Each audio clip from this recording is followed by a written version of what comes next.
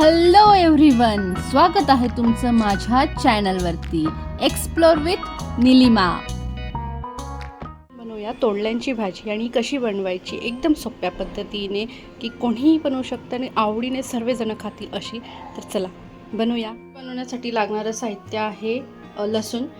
मी कापून घेतला आहे, तुम्हाला हवं तर तुम्ही कुठूनही घेऊ शकतात। त्यानंतर इथं मी तोंडली कापून घेतले, एका तोंडलीचे 4 भाग केलेत। कांदा, कढीपत्ता, तुम्हाला हवं असेल तर तुम्ही टोमॅटो कापून किंवा बारीक मिक्सरमध्ये प्युरी बनवून तेही टाकू शकता। तर चला रेसिपीला सुरुवात करूया। कढई गरम झाली आहे, यात आपण घालून घेऊया तेल। थोडंसं तेल टाकले आणि त्यामध्ये सर्वात पहिली आपल्याला तोंडली थोडे फ्राय करून घ्यायचे आहेत। तोंडली फ्राय करण्याचं एक कारण आहे ते म्हणजे डायरेक्ट जर शिजवायला आपण टाकले तर ते खूपच गिळगिळीत होतात, खूपच शिजून जातात। असे आपण थोडेसे फ्राय करून घेतले तर हे थोडेसे सॉफ्ट होऊन छान भाजीमध्ये शिजतात, तर त्यांची टेस्टही छान येते। म्हणून थोडे तेलामध्ये फ्राय करून 70% आपण शिजवून घेणार आहोत। या प्रोसेसला खूप जास्त टाइम नाही लागत, लगेच होतात, एक 5 मिनिटांमध्ये छान फ्राय होतात हे। 70% आपली तोडली झालेली आहे फ्राय करून।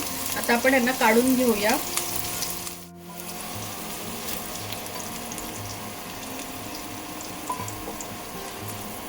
तोडली छान फ्राय झाली आणि मी पॅन मध्ये काढून घेतली दुसऱ्या। आता हे जे तेल आहे यातच आपण अजून थोडंसं तेल ऍड करूया। थोडं तेल ऍड करते, भाजीसाठी लागेल तेवढं। तर हे बघा इथे तेल गरम झालेलं आहे आणि आता आपण यात घालून घेऊया। तर मी ह्या तेलामध्ये घालते आहे मोहरी। मोहरी छान तळतळू द्यायची आहे। मोहरी छान तळतळली, आता आपण यात घालूया जिरे, थोडीशी तीळ, हिंग। आता आपण यात घालून घेऊया लसूण।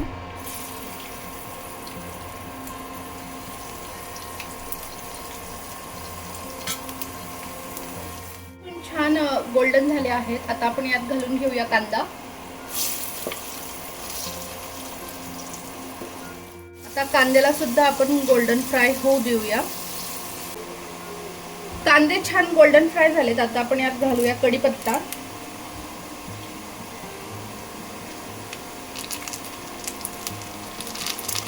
यात आपण आता घालून घेऊया मसाले, तुमच्या आवडीप्रमाणे तुम्ही मसाले घालू शकता आहात। हळद घातली आहे, लाल तिखट तुम्हाला पाहिजे त्याप्रमाणे, किती तिखट हवे त्याप्रमाणे,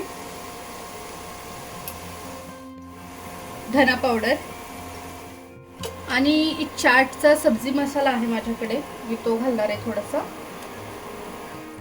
यात तुम्ही तुमच्या आवडीप्रमाणे मसाले ऍड करू शकता, तुम्हाला जसे आवडत असतील त्याप्रमाणे। त्यानंतर टोमॅटो प्युरी सुद्धा तुम्ही यामध्ये ऍड करू शकता आहात। आता हे मसाले छान फ्राय झालेत, आपण आता यामध्ये घालून घेऊया तोंडली जे आपण फ्राय करून घेतलेले आहेत आणि हे तोंडली छान ह्या मसाल्यामध्ये असे कोट करून घेऊया। व्यवस्थित त्याच्यावरती कोटिंग झालं पाहिजे मसाल्यांचं। तुम्ही सुकं खोबरंही घालू शकतात वाटून, टोमॅटोच्या प्युरी सोबत सुकं खोबरं ऍड करून त्याची प्युरी बनवून मग तुम्ही यात घालू शकतात। जर तुम्हाला थोडीशी ग्रेव्ही हवी आहे भाजीला, तर जर तुम्हाला टिफिनला द्यायची आहे आणि थोडी कोरडी भाजी हवी आहे तर तुम्ही अशा पद्धतीने करा। ऍड करूया चवीनुसार मीठ।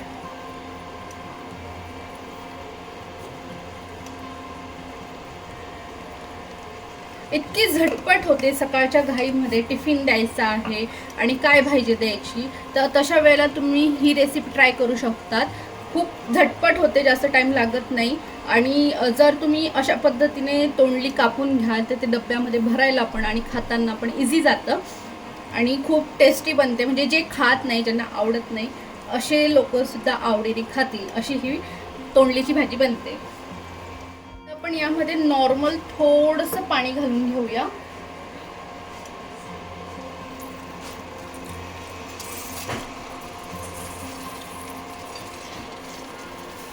ऑलरेडी शिजवलेली आहेत, अजून थोडीशी 20% 30% शिजायची राहिली आहे. तर ते शिजवण्यासाठी इथं मी पाणी घालून घेतलेलं आहे.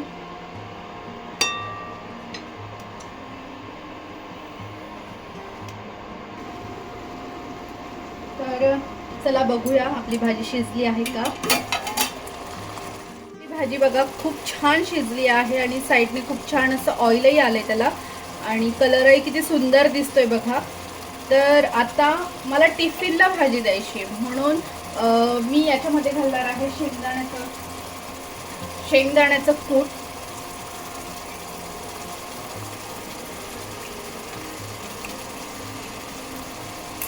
तुम्ही जर खोबरं वाटून घातलेलं आहे तर तुम्हाला शेंगदाण्याचं कूट घालण्याची आवश्यकता नाही आहे. तुम्हाला आवडत असेल तर तुम्ही घालू शकता आहात. तर आता शेंगदाण्याचं कूट टाकल्यानंतर फक्त 1 सेकंड आपण यांना परत वाफ देऊया. आपली भाजी रेडी.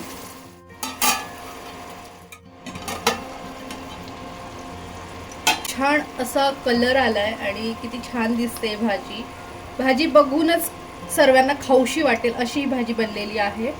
जेही तुमच्या घरात तोंडली खात नाही तेही खातील.